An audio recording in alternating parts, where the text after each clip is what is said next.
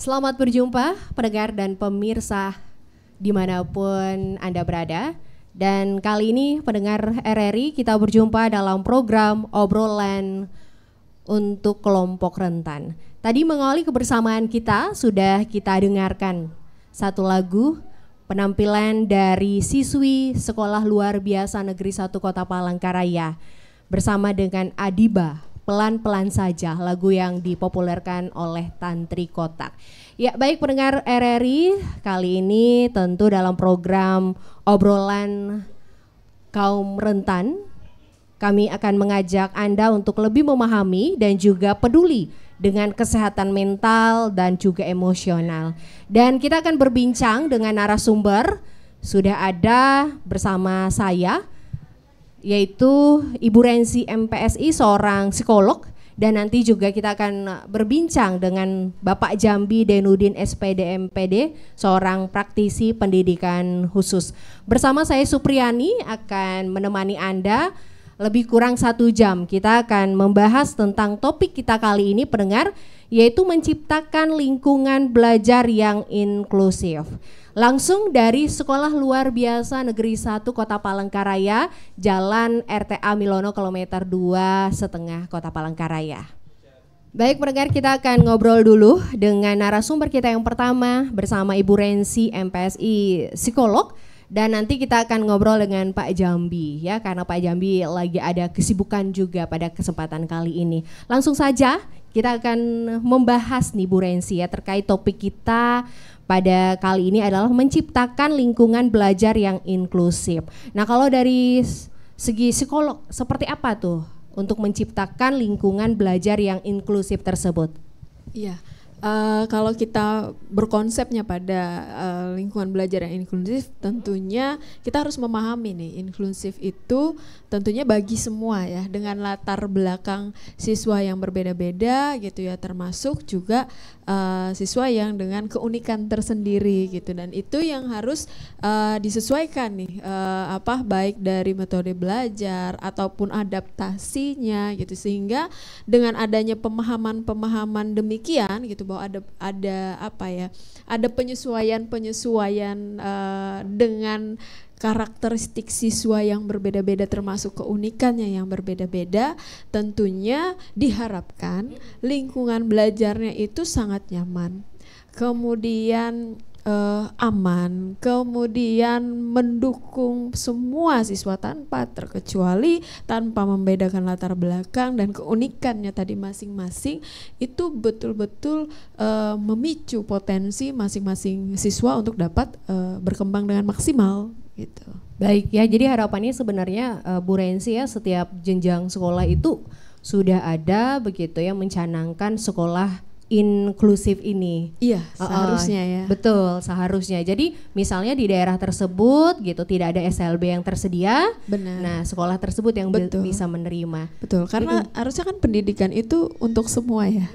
Tidak membedakan gitu, ataupun dengan latar belakang keunikan masing-masing anak tadi gitu. Harusnya bagi semua mampu diakomodir untuk pendidikan. Iya. Gitu. Nah, melihat fenomena ini, kalau Bu Rensi melihat sendiri apa sih faktor yang menghambat suatu sekolah gitu ya, supaya bisa juga gitu mencanangkan dirinya sekolah inklusif, sehingga ya tadi semua siswa bisa terakomodir. Bisa begitu. Iya. Kalau dilihat gitu ya, kenapa gitu, mungkin ada beberapa yang masih belum menyatakan dirinya, atau mungkin sudah ada juga nih menyatakan dirinya adalah sekolah inklusi gitu.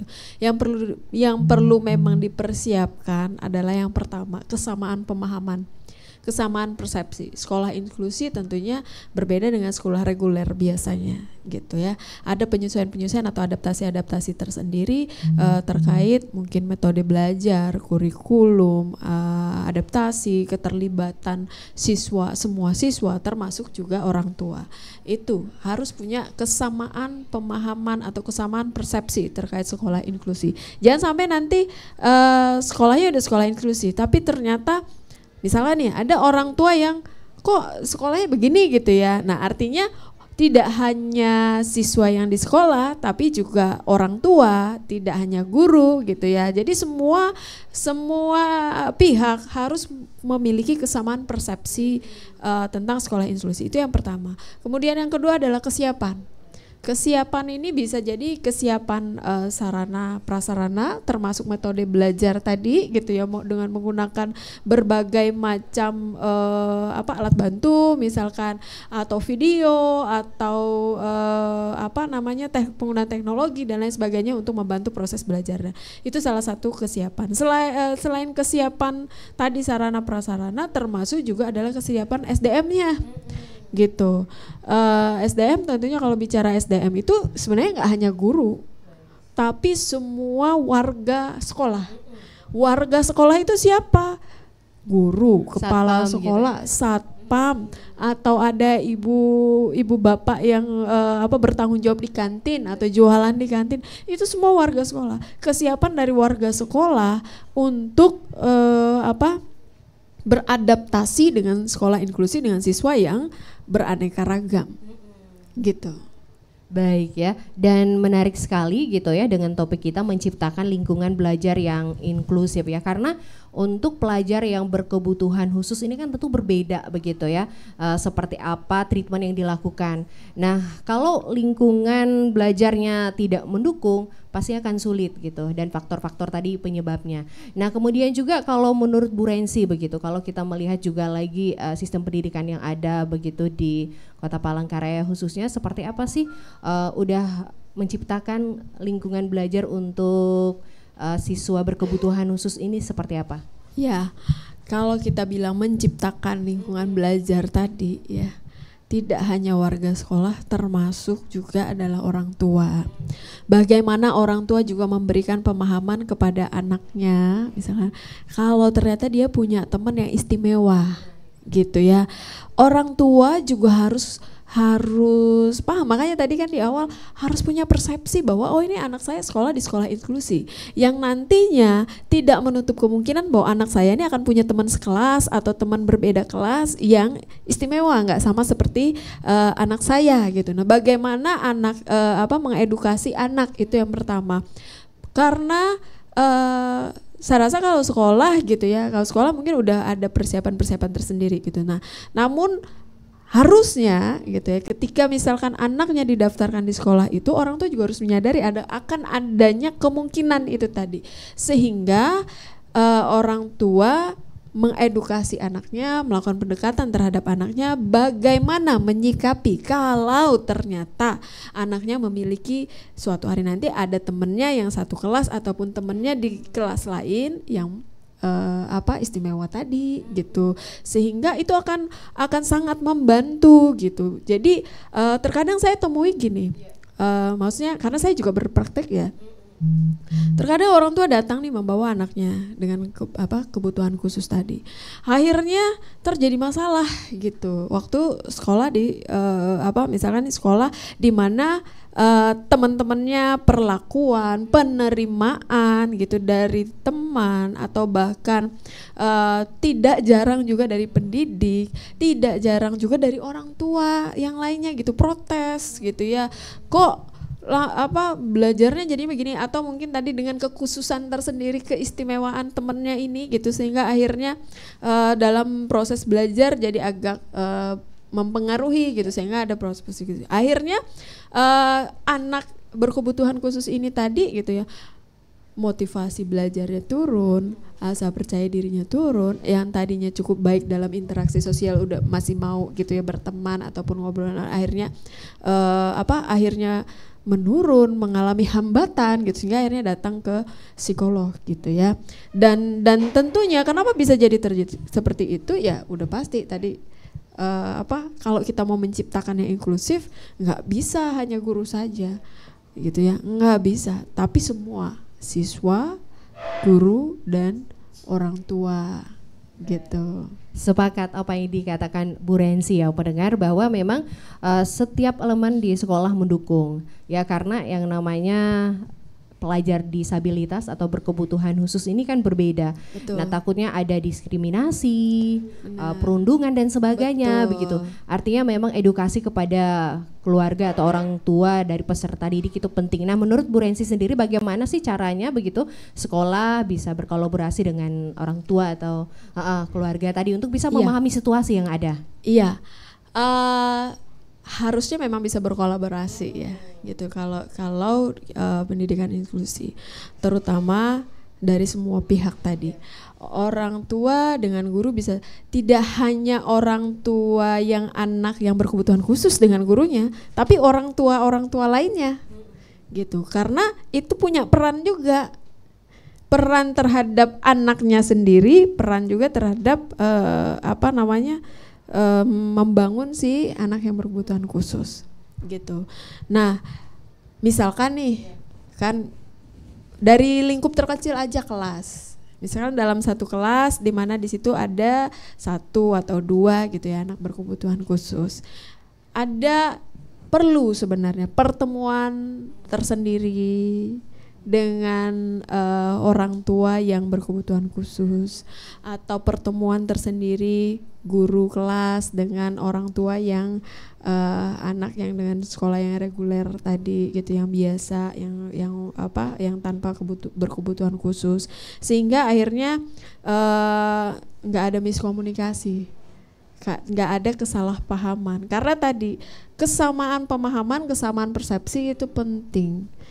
Yang satu akan mendukung yang satu akan mendukung yang satu. Jadi sebenarnya saling mendukung, enggak cuma untuk si ini tapi juga untuk si ini, sama-sama. Gitu. Jadi guru harusnya atau pihak sekolah harusnya punya waktu yang demikian. Kemudian ada satu momen mungkin diskusi bersama. Dalam satu momen ada gurunya, ada orang tua yang berkebutuhan khusus, atau ada orang tua murid lainnya yang dalam satu momen mereka berdiskusi bersama-sama terkait pembelajaran di kelas ini, terkait karena ada siswa yang berkebutuhan khusus tadi. Jadi karena adanya komunikasi yang baik, yang positif, tentunya akan saling, harapannya akan saling mendukung dan saling membantu gitu. Atau mungkin juga bisa punya komunitas grup WhatsApp misalkan gitu ya di sekolah itu gitu, untuk orang tua yang memiliki anak dengan kebutuhan khusus, sehingga bisa jadi diskusinya nanti beda sama yang grup kelas yang biasanya. Di sini beda pasti topik diskusinya, misalkan ada tugas PR atau apa, akan lebih detail di sini dibandingkan yang di sini gitu. Iya, jadi itu dia memang hal yang harus diperhatikan begitu ya Bu Rensi, bagaimana menciptakan lingkungan belajar yang inklusif di sekolah. Artinya pihak sekolah memang harus aktif juga begitu ya. Benar. Untuk menyampaikan kepada keluarga, kepada semua pihak begitu, bahwa sekolah itu udah menerima pelajar disabilitas atau berkebutuhan khusus. Nah, kalau menurut Bu Rensi lagi secara psikologi lagi begitu ya, ketika di sekolah itu ada pelajar berkebutuhan khusus atau disabilitas tadi, seperti apa nih untuk pelajar yang lainnya mereka itu? Iya, kalau di sekolah tersebut ada gitu ya pelajar dengan keistimewaan tersendiri atau berkebutuhan khusus gitu. Bagaimana nih pengaruhnya dengan pelajar yang lainnya gitu ya. Nah, kalau dibilang berpengaruh ya juga pasti akan berpengaruh ya, karena mereka juga harus beradaptasi. Bagi orang tua sebenarnya nggak perlu khawatir gitu. Justru dengan hal tersebut itu akan melatih kecerdasan tuh ada banyak ya, nggak hanya kecerdasan intelektual, termasuk kecerdasan emosional, termasuk juga melatih kemampuannya dia berelasi sosial, kemudian membangun sebuah hubungan, kemudian empati, kemudian kerjasama dengan orang yang berbeda dari dia gitu. Justru itu sebenarnya bagus buat anak gitu, pelajar lainnya untuk memahami situasi dan kondisi tersebut untuk beradaptasi, penerimaan, kemudian belajar untuk tidak mendiskriminasikan, penerimaan bahwa setiap orang itu unik dan berbeda. Itu justru sebenarnya ya pembelajaran yang baik untuk siswa yang lainnya, tidak hanya dari segi akademis gitu, karena namanya belajar itu tidak melulu harus sesuatu yang sifatnya akademis dan formal. Tapi sekarang ini ada yang namanya hard skill, ada yang namanya soft skill. Hard skill adalah apa yang diperoleh melalui pendidikan formal.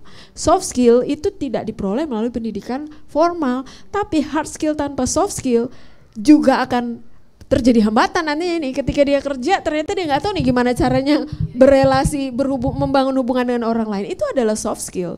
Itu bukan hard skill, itu soft skill. Nah, soft skill itu jangan tunggu nanti ngelatihnya. Soft skill itu justru dari dia masih sekolah begini, bagaimana ketika dia di sekolah pelajaran ini, di sekolah ketemu sama orang yang berbeda sama dia beradaptasi bagaimana, dia bersosialisasi bagaimana, membangun tadi empati, kecerdasan sosial, emosional, itu semua adalah soft skill. Jadi nggak melulu bicara nilai matematikanya dapat 100, nilai bahasa Indonesia 100, bukan. Itu ada yang namanya soft skill, dan itu sebenarnya kesempatan yang baik juga bagi para pelajar lainnya untuk membangun dirinya. Gitu.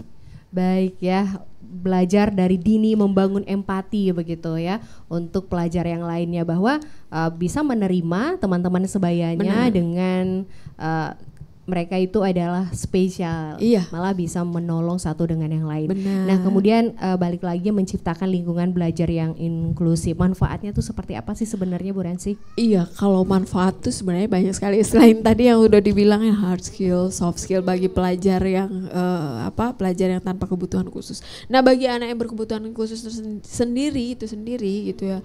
Itu manfaatnya banyak banget. Yang pertama pastilah membangun kepercayaan dirinya. Di mana di situ ada penerimaan. Dia merasa ada penerimaan tadi dari warga sekolah tadi semua ya, tidak hanya guru. Kemudian ada penerimaan dari teman-temannya. Itu jelas akan membangun rasa percaya dirinya gitu ya. Orang yang tanpa kebutuhan khusus saja ketika ada penerimaan, itu senang banget menjalaninya gitu ya. Apalagi nih kita dengan kebutuhan khusus, misalnya kita merasakan orang ini benar-benar menerima kita, mampu berempati dengan kita, memotivasi, mendukung, dan akhirnya apa yang terjadi, potensi-potensi yang dipunyai itu bisa jadi keluar, itu bisa jadi terasah dengan maksimal. Coba bayangkan kayak tadi misalkan klien saya datang dengan masalah seperti itu, akhirnya anaknya ketika diintervensi atau dilakukan pemeriksaan psikologi gitu ya, intervensi psikologi, ternyata anaknya tuh memori jangka panjangnya bagus gitu. Kemudian dia bahkan bisa ingat ya, maksudnya jadi dompet itu tertinggal di taksi online gitu ya, tertinggal di taksi online, lupa nih gitu ya. Anak itu bahkan bisa mengingat loh nomor si taksi online gitu, padahal dia berkebutuhan khusus. Nah, maksudnya yang potensi-potensi demikian ketika lingkungan pendidikannya itu tadi ya tidak mendukung, akhirnya tadi manfaatnya apa? Potensi-potensinya nggak tergali, potensi-potensinya nggak terasah dengan maksimal. Itu salah satu manfaatnya gitu, bagi membangun percaya diri, menggali potensi gitu ya, kemudian semakin termotivasi gitu untuk menjadi lebih baik. Bahkan akhirnya bisa jadi nih tadi yang dia masih kurang di bagian apa gitu, ketika lingkungan situasi pembelajaran itu bisa menciptakan rasa nyaman, rasa aman, senang gitu ya, akhirnya yang tadi yang kurang-kurang justru bisa kenaik tuh kemampuannya gitu. Iya benar ya, jadi dari sisi yang lain gitu ya, setiap pelajar saling melihat gitu, bahwa setiap orang punya potensi sendiri-sendiri. Nah tentu benar sekali sih, kita punya harapan setiap sekolah yang ada di Kota Palangkaraya gitu ya bisa menjadi sekolah inklusif, tapi tentu tantangannya ada. Nah apa tuh Bu Ransi tantangannya? Tantangannya udah pasti ya tadi kesamaan pemahaman secara penuh, jadi nggak sebagian. Jadi itu secara penuh mengenai inklusi. Jadi sebenarnya baik bagi sekolah misalkan pada saat penerimaan siswa baru gitu ya. Selain dari pihak sekolah internal, pihak sekolah sendiri harus punya kesamaan pemahaman yang utuh terkait inklusi itu apa. Jadi semua warga sekolah tadi siap. Kemudian pada saat penerimaan siswa baru bisa diprogramkan gitu ya.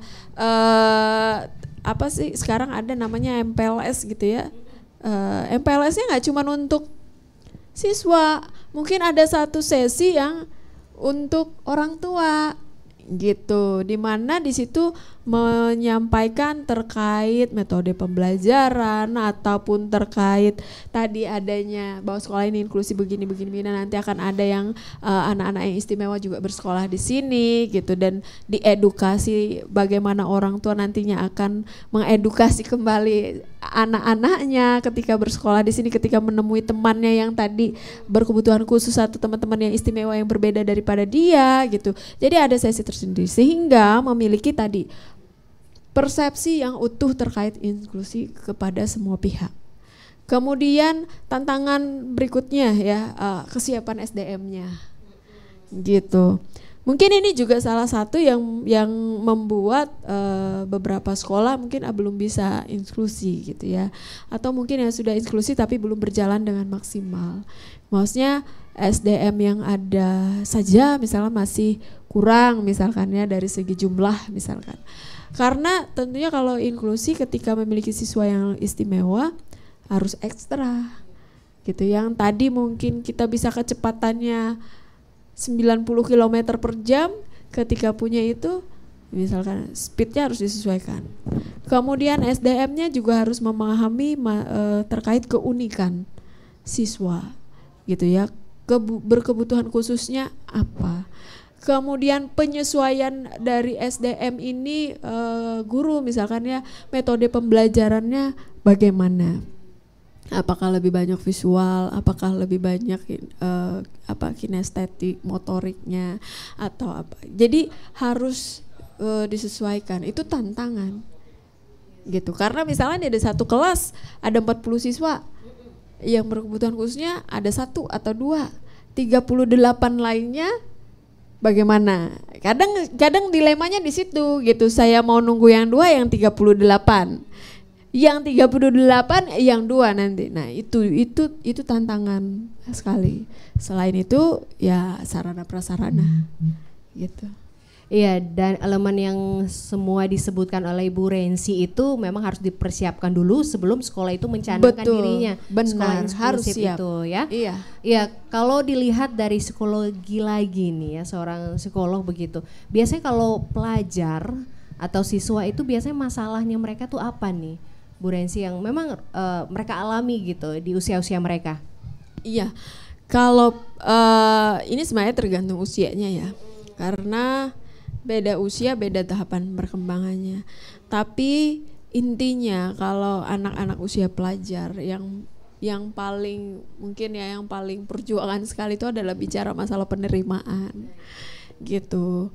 Penerimaan, di mana penerimaan itu nantinya akan berpengaruhnya ke adaptasi gitu. Ketika penerimaan itu ada, tentunya dia akan mampu beradaptasi, mampu berempati tadi, siap untuk mendukung, membantu, mensupport gitu ya, nggak egois mikirin dirinya sendiri, tapi temennya yang tadi juga dipikirin gimana caranya juga bisa sama-sama gitu.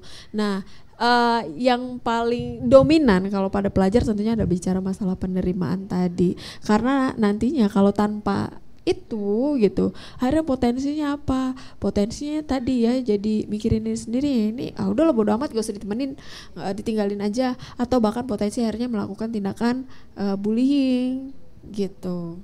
Ya, jadi akhirnya dia minder dan sebagainya. Iya. Nah, mengatasi hal tersebut pasti di sekolah, apalagi misalnya teman disabilitas nih berada di lingkungan baru begitu. Bagaimana kita bisa memotivasi mereka begitu untuk percaya diri, untuk bisa diterima dan sebagainya, Bu Rensi?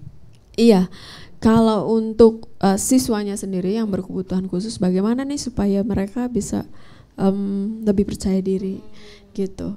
Memang lingkungan itu seperti kita katakan, lingkungan itu pasti akan mempengaruhi seseorang. Cuman terkadang ada kondisi di mana kita tuh nggak bisa ngatur lingkungan ya. Saya maunya lingkungannya begini-begini, tentunya susah. Tentunya harus belajar mengontrol apa yang ada di dalam dirinya yang bisa dikontrol, membangun setiap potensi apa yang ada di dalam dirinya gitu. Kemudian menggali potensi yang dimiliki.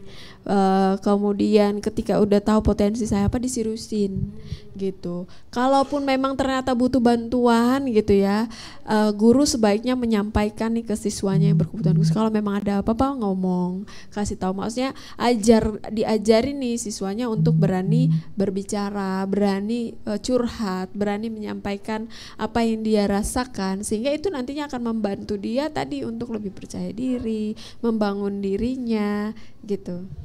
Iya, dan juga dari elemen inti itu keluarga lagi ya, baliknya. Benar, ya. Salah satu jelas harus kolaborasi antara guru dan ya, supaya keluarga. Mereka selalu disupport. Bahwa ya tadi lingkungan mungkin tidak mendukung, tapi kalau kamu percaya diri dengan segala sesuatu, kalau ada kesulitan gitu ya untuk para pelajar, ada ibu guru atau bapak guru di sekolah yang bisa menjadi teman kalian begitu ya. Jadi akhirnya nyaman juga di sekolah tersebut, di lingkungan yang baru. Baik pendengar RRI ya, kita masih terus ngobrol di obrolan untuk kelompok rentan. Pada kali ini masih kita membahas ya tentang menciptakan lingkungan belajar yang inklusif. Pendengar RRI dimanapun Anda berada, Tadi kita sudah membahas banyak hal dengan narasumber kita Ibu Rensi MPSI terkait menciptakan lingkungan belajar yang inklusif, yang pastinya juga menambah pengetahuan kita dan memotivasi kita juga untuk bisa sama-sama mendukung sekolah inklusi ini. Baik, kita langsung dengarkan saja ya closing statement dari Bu Rensi terkait topik kita pada kali ini, silahkan. Iya, lingkungan belajar yang inklusif itu tentunya sangat dibutuhkan ya. Dibutuhkan kenapa? Karena sangat penting untuk keberhasilan belajar semua siswa tanpa terkecuali gitu ya. Dimana lingkungan belajar yang inklusif itu harusnya mampu membangun rasa aman, kemudian penerimaan akan keberagaman itu jelas pasti akan sangat berpengaruh terhadap keberhasilan belajar semua siswa, termasuk dukungan emosional yang bisa diberikan kepada siswa berkebutuhan khusus ataupun siswa lainnya belajar gitu ya, belajar berempati atau memberikan dukungan sosial. Itu semua dukungan sosial, dukungan emosional kepada siswa lainnya, itu semua adalah kunci dari keberhasilan pembelajaran inklusif. Baik ya, dan tentu apa yang disampaikan Ibu Rensi bisa kita pahami bersama-sama. Terima kasih Bu Rensi untuk waktunya. Sama-sama. Kita sudah mengobrol dan ini adalah hal yang sangat penting sekali begitu ya di dunia pendidikan yang ada di Kota Palangkaraya terkait bagaimana menciptakan lingkungan belajar yang inklusif. Ya, masih dalam obrolan kelompok rentan pendengar RRI dimanapun Anda berada. Tadi kita sudah banyak hal membahas tentang topik kita menciptakan lingkungan belajar yang inklusif bersama dengan narasumber kita Ibu Rensi MPSI, seorang psikolog. Dan kali ini kita akan kembali membahas topik kita kali ini dengan narasumber kita Bapak Jambi Denudin SPD MPD. Ya, dan pasti tentu masih dari Sekolah Luar Biasa Negeri 1 Kota Palangkaraya. Langsung saja kita menyapa. Halo Pak Jambi. Iya, halo. Oke, senang sekali kita bisa hadir ya di sekolah ini untuk berbincang terkait topik kita menciptakan lingkungan belajar yang inklusif. Ya, ya Pak Jambi, langsung saja nih kita ke topik kita, menciptakan lingkungan yang inklusif. Seperti apa nih Pak Jambi? Baik. Lingkungan belajar kebetulan di sini adalah sekolah ya, mana sekolah itu adalah lembaga di mana tempat anak-anak kita untuk belajar gitu ya. Nah, dalam rangka proses belajar mengajar tentu ada yang mengajar, tentu ada yang belajar yang siswa gitu ya. Dan dalam rangka menciptakan ini tentu supaya proses itu bisa berlangsung dengan aman, lancar, menyenangkan seperti itu. Include dalam semua kegiatan itu ya bagaimana pihak sekolah dan guru itu sendiri bisa mengkondisikan proses itu menjadi proses yang bermakna bagi anak-anak kita ya. Salah satunya misalnya ya kita memberikan kesempatan yang luas kepada anak-anak kita dalam rangka mengikuti proses belajar mengajar itu baik di dalam ruangan maupun di luar ruangan ya. Beri kesempatan kepada anak semua ya dari berbagai kegiatan dan berbagai hambatan anak itu sendiri ya, seperti itu. Baik Pak Jambi, tentu kalau membahas tentang dunia inklusif ini gitu ya, berhubungan dengan pelajar disabilitas udah puluhan tahun begitu ya, berkecimpung bersama mereka begitu. Betul. Nah, kalau di Sekolah Luar Biasa Negeri 1 sendiri mungkin tidak ada tantangan tersendiri begitu ya Pak, karena memang ini sekolah khusus. Nah, kalau untuk sekolah umum begitu, kemudian mereka mencanangkan dirinya menjadi sekolah inklusif. Apa nih tantangannya tuh Pak? Baik, sebetulnya lembaga yang menyelenggarakan pelayanan pendidikan itu ada dua kategori, ada dua jenis. Yang pertama adalah segregasi namanya. Segregasi itu ya bentuknya seperti SLB. Ya, artinya SLB itu menampung semua anak-anak yang memiliki hambatan, ya, seperti itu. Nah, yang kedua adalah kategorinya sekolah inklusi. Jadi ada dua ya, sekolah segregasi dan sekolah inklusi. Nah, sekarang kita melihat sekolah inklusi sebagai pelaksana pelayanan pendidikan bagi ABK yang memang di luar segregasi tadi. Ya, jadi inklusi itu maksudnya memberikan pelayanan kepada ABK bergabung dengan ya anak-anak yang umum, ya. bergabung yang mana. Nah di situ diberikan pelayanan bagi mereka ya, pendidikan inklusi. Nah tantangannya bagi mereka tentu pertama yang harus siap jika melaksanakan pendidikan inklusi di sekolah itu, yang pertama adalah sarana prasarananya itu. Yang kedua adalah tenaga pengajarnya, ya tenaga gurunya, tenaga pendidiknya yang memang berkualifikasi pendidikan khusus, ya. Karena mereka itulah yang memahami bagaimana keadaan anak, kondisi anak, karakter anak sudah dipelajari di bangku kuliah seperti itu. Nah, jadi tantangannya yang pertama adalah sarana prasarana siap atau belum. Yang kedua tenaganya siap atau belum. Dan yang ketiga adalah bagaimana pihak sekolah yang mengkondisikan di sekolah umum itu agar tidak terjadi pembulian. Ya biasanya sering terjadi kan pembulian dari anak-anak yang umum, anak-anak yang dikategorikan normal kepada anak-anak kita yang memiliki hambatan dan kekurangan ini. Ya, ini tantangan ya. Ya. Baik, barangkali jadi, itu dulu. Iya, jadi antisipasinya memang dari sekolah juga ya. Betul, dari persiapan sekolah juga. hal seperti itu dilakukan. Nah, Pak Jambi seorang praktisi pendidikan khusus begitu ya di Sekolah Luar Biasa Negeri 1 Palangkaraya ini sendiri, kalau di sini seperti apa nih yang dilakukan begitu untuk bisa saling menghormati, bisa saling menerima satu dengan yang lain, karena di sini jenjangnya dari TK sampai SMA. Betul kan? ya, dari Pak, silakan. Iya baik, terima kasih.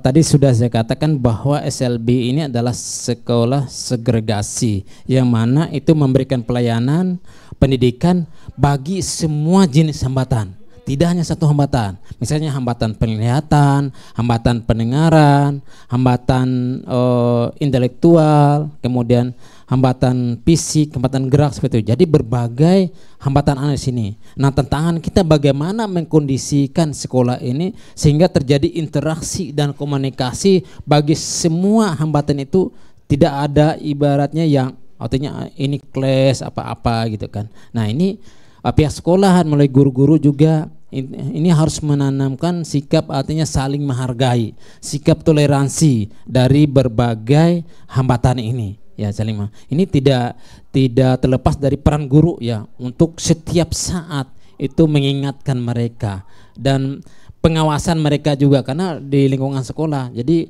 guru, semua tenaga pendidikan, khususnya guru PK juga saat istirahat juga memantau bagaimana aktivitas anak di luar ruangan dengan sampai terjadi bentrok atau selisih paham antara satu sama lain sehingga menimbulkan kontak fisik seperti itu. Ini yang sangat diantisipasi sama sekali ya. Semua elemen berkolaborasi iya, begitu betul. Pak Jambi ya. Ya. Nah, tadi kan di sini tadi Bapak bilang bahwa untuk siswa yang semua keterbatasannya di sini bisa nerima. Tapi kalau untuk sekolah umum yang mencanangkan dirinya inklusi, nah untuk keterbatasan apa saja yang bisa untuk masuk sekolah di situ Pak Jambi? Ya, baik. Sebetulnya untuk persiap atau syaratnya masuk ke situ itu tergantung lagi pihak sekolah. Kesiapannya di bidang apa, misalnya dari sisi persyaratan kesiapan dari sarana prasarana itu udah siap belum gitu kan. Itu terkait lagi dengan hambatan anak. Kenapa saya katakan sarana prasarana? Misalnya kalau anak tunarungu misalnya hambatan pendengaran itu kan dari sarana prasarana sebetulnya tidak ada kendala. Apapun yang berlaku untuk umum bisa juga untuk mereka. Beda dengan yang tunanetra dengan tunadaksa misalnya ya. Yang tunanetra perlu aksesibilitas misalnya seperti jalur pandu, handrail, kemana ram seperti itu. Itu sudah siap belum di sana ya itu. Kemudian yang tunadaksa juga sama ya. Untuk jalur kursi roda seperti apa udah siap. Kemudian untuk tadi yang tenaganya gitu. Nah, kalau misalnya ada beberapa kategori yang bisa dilaksanakan walaupun belum didukung oleh sarana-prasarana, saya rasa kembali kepada sekolahnya bagaimana memberdayakan semaksimal mungkin sumber yang ada dulu gitu ya, sehingga bisa terlaksana. Ini menjadi kendala, menjadi tantangan juga bagi kita. Misalnya pihak sekolah itu membatasi diri atau tidak menerima anak-anak seperti itu, sementara undang-undang kan mengamanahkan tidak ada diskriminasi terhadap pelayanan bagi mereka. Ini juga tantangan. Nah, perlu kesiapan sekolah gitu ya. Ya, barangkali itu dulu. Iya, baik. Memang harapan kita semua sekolah bisa menerima begitu ya para pelajar disabilitas atau ABK ini sendiri. Tapi ada satu kasus nih Pak Jambi, di mana di sekolah tersebut begitu ya tidak ada fasilitas yang Bapak sebutkan tadi, gurunya juga SDM-nya tidak mendukung. Tapi di situ ada ABK begitu. Bagaimana sekolah itu mengantisipasinya? Apakah tetap menerima dan solusinya seperti apa Pak Jambi? Iya, baik.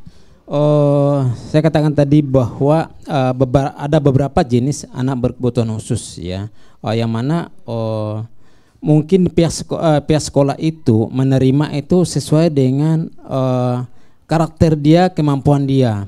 Selagi yang bersangkutan bisa menyesuaikan dirinya dengan yang ada, keadaan yang ada, itu tidak jadi masalah. Yang penting dalam hal pelayanannya, dan itu pun bisa dikondisikan oleh guru. Misalnya begini, seperti tunagrahita misalnya atau lambat belajar, itu banyak terjadi itu di sekolah-sekolah umum. Mereka bisa belajar aktivitas fisiknya nggak ada kendala. Sama seperti orang olahraga, dia juga bisa olahraga.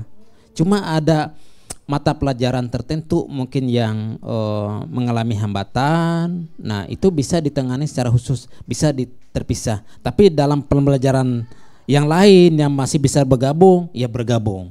Tapi tadi pelajaran tertentu yang mungkin tidak bisa ditangani secara khusus, itu biasanya konsepnya seperti itu. Baik, kalau seperti itu artinya siswa tersebut tetap diterima ya Pak ya, ya begitu bisa. Ya, karena memang kita juga ingin hak mereka tetap digunakan. Betul. Kasihan juga kalau tidak ya. Iya. Nah, siapa tahu yang mendengarkan kita juga ada kasus seperti ini begitu, karena di Kalimantan Tengah sendiri SLB itu kan tidak begitu banyak ya Pak. Iya, tidak. Kalau di Kalimantan Tengah setahu Pak Jambi ada berapa SLB? SLB di Kalimantan Tengah sekarang ini ada 26 SLB yang sudah kemarin yang sudah ini ada 20 yang negeri dan 6 swasta. Tapi ini kemarin awal tahun pertengahan tahun ini kemarin ada tambahan lagi, ada sekitar 5 tambahan SLB-nya yang baru ya. Baik, ini kabar gembira pastinya bisa membantu juga mungkin sekolah umum lainnya yang bingung begitu ya. Kalau di situ ada SLB mungkin bisa disarankan di SLB ya. Iya, baik. Ini juga saya menyarankan kepada Bapak Ibu atau kepala sekolah ataupun guru-guru yang telah menerima ataupun ada anak berkebutuhan khusus di sekolah itu, kami pihak SLB juga membuka diri ya sebagai tempat kita saling komunikasi, berkonsultasi bagaimana sistem pelayanan pendidikannya di sekolah itu. Misalnya pihak sekolah ada mengalami kesulitan dalam rangka pelayanan, bisa berkomunikasi ataupun kita rembuk bersama dulu. Kami pihak SLB siap membantu itu karena amanah dari pemerintah pusat melalui Kemendikbud juga, bahwa SLB itu sebagai pusat sumber bagi sekolah-sekolah yang menyelenggarakan pelayanan pendidikan inklusi gitu ya, seperti itu. Ya. Nah, itu dia dari apa yang disampaikan Pak Jambi, pendengar ini bisa terus disampaikan ke lainnya begitu ya, bahwa SLB bisa terus berkolaborasi dengan sekolah umum. Nah, langsung saja ini tadi sekilas Bapak udah bilang, mungkin bisa lagi menyampaikan gitu ya, apa nih saran yang bisa disampaikan Pak Jambi kalau misalnya sekolah tersebut ingin gitu menciptakan atau ingin menjadikan sekolahnya sekolah inklusi. Iya, baik.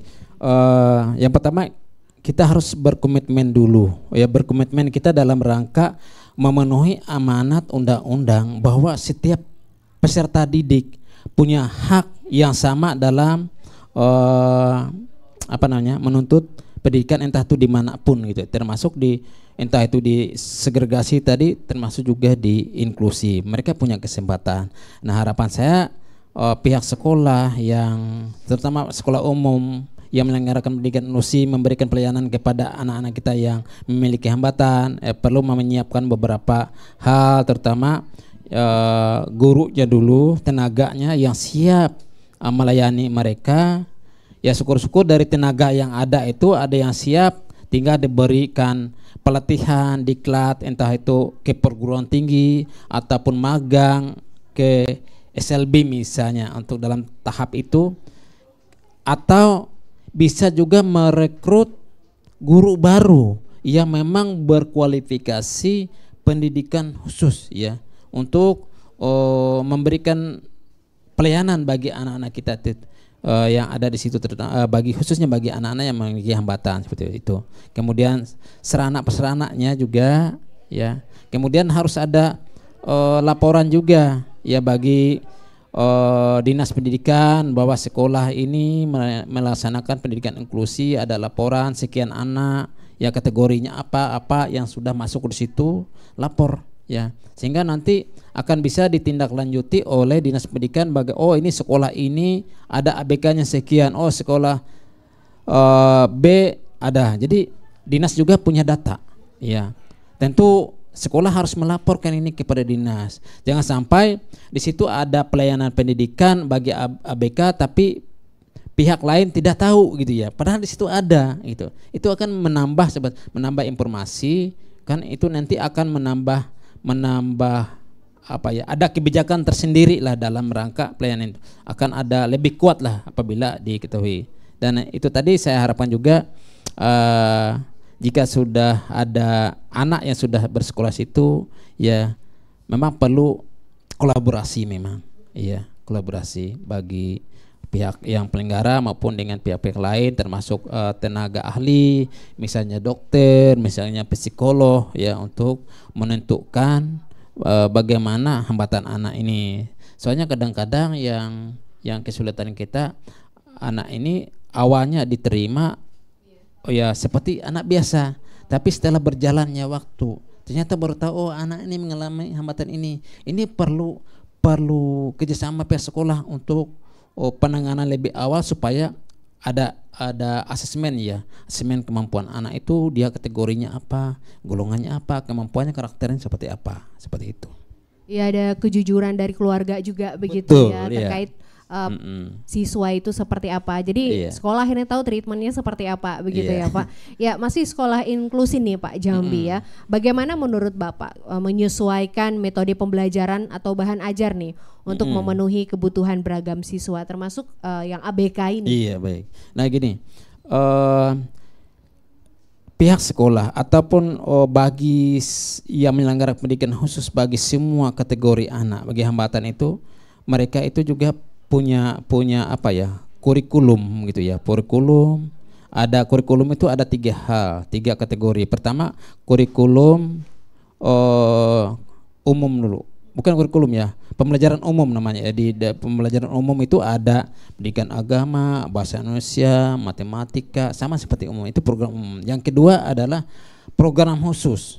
Program khusus itu tergantung lagi dengan kekhususan anak, tergantung lagi dengan hambatan tadi. Misalnya yang tunanetra, hambatan penglihatan, itu program khususnya adalah orientasi dan mobilitas. Kemudian yang hambatan pendengaran itu tunarungu, program khususnya adalah BKPBI, Bina Komunikasi Persepsi Bunyi dan Irama.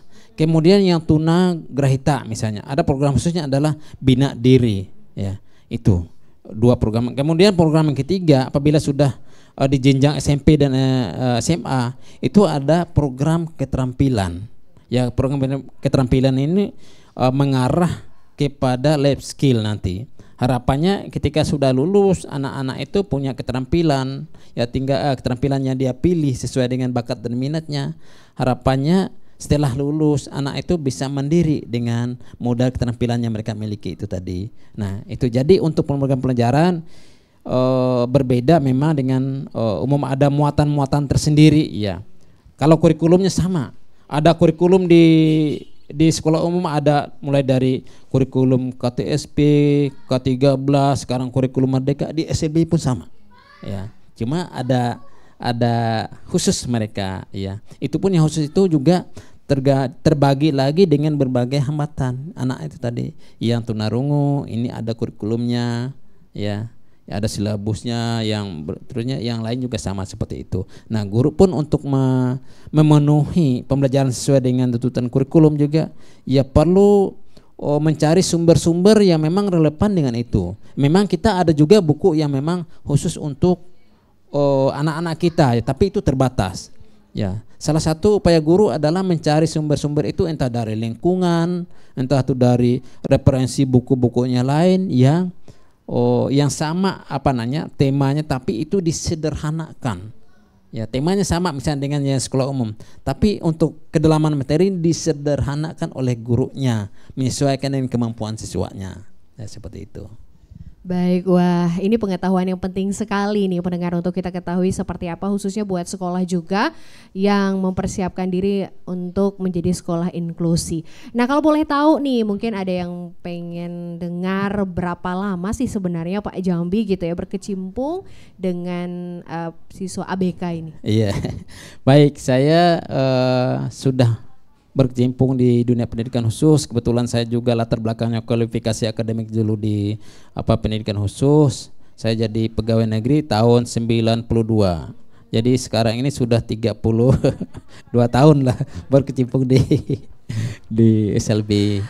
Oke, 32 tahun dan sudah berbagi informasi juga memberikan materi buat kita juga tuh ya. Pada kesempatan kali ini bersama dengan Pak Jambi, praktisi pendidikan khusus ya.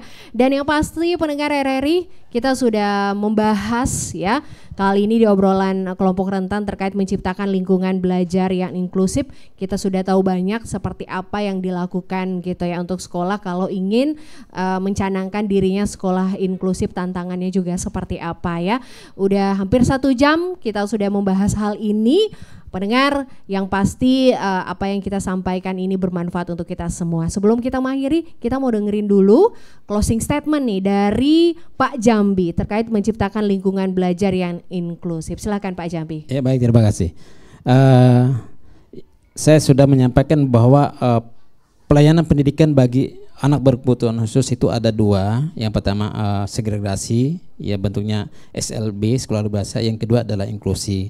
Nah dalam upaya kita meningkatkan atau menciptakan lingkungan belajar yang inklusi, tentu kita juga harus menyiapkan, mengkondisikan lingkungan itu agar bisa diakses atau bisa anak-anak itu beraktivitas di dalamnya ya, termasuk juga bagaimana kita mengkondisikan sekolah itu ya agar tidak terjadi pembulian terhadap anak satu dengan anak yang lain karena berbagai macam kondisi ya karakter anak-anak ini. Maka pihak sekolah entah itu segregasi maupun inklusi itu harus bagaimana mengkondisikan sekolah itu agar anak-anak semua bisa punya kesempatan, punya ruang dan tidak ada yang perilaku-perilaku yang antara satu yang lain itu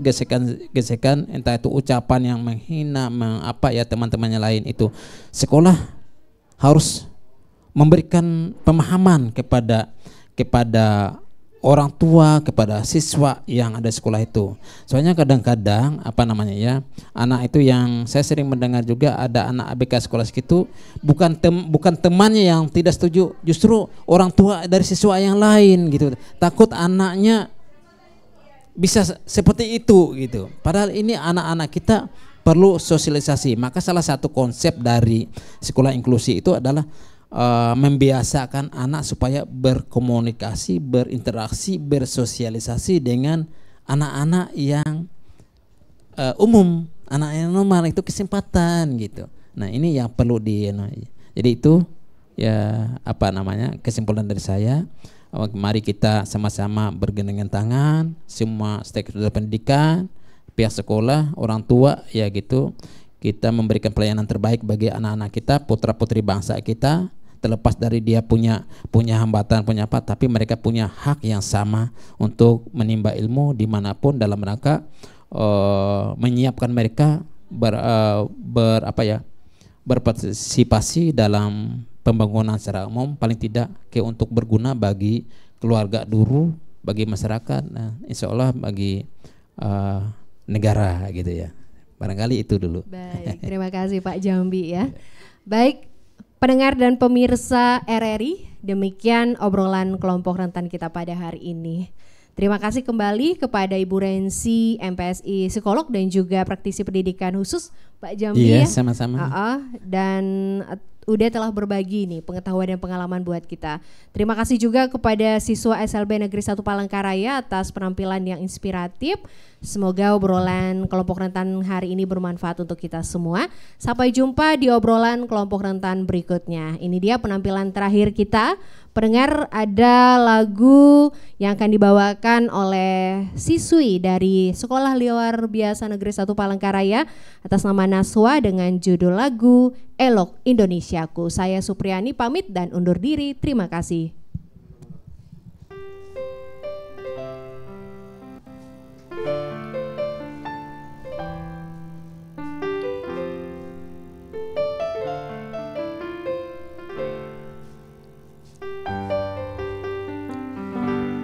Indonesia, tanah airku, engkau sangatlah indah, menyimpan banyak keelokan alam, menyimpan banyak ragam budaya. Indonesia, elok negeriku, kan ku puja kau selalu, kan ku tanam selalu di jiwaku, ku cinta selama hidupku. Kemari Palau Jinawi, semua terpadu di tanah pertiwi, tersebar di setiap sudut negeri, pecahin dodong utahing ludira. Indonesia, elok negeriku, kan ku puja kau selalu, kan ku tanam selalu di jiwaku, ku cinta selama hidupku.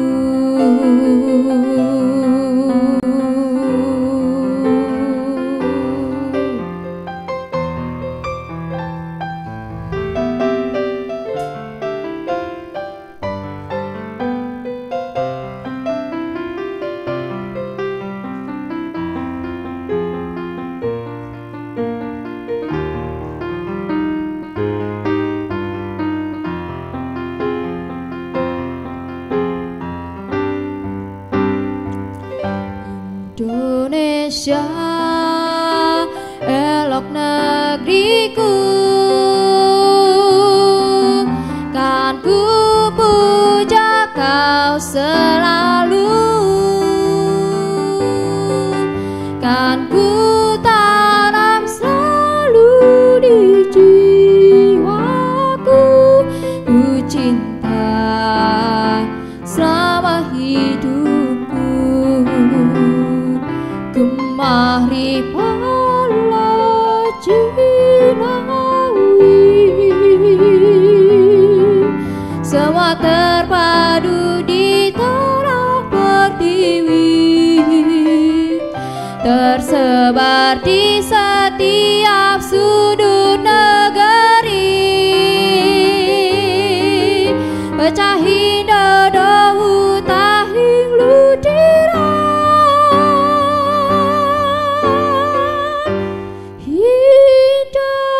Indonesia,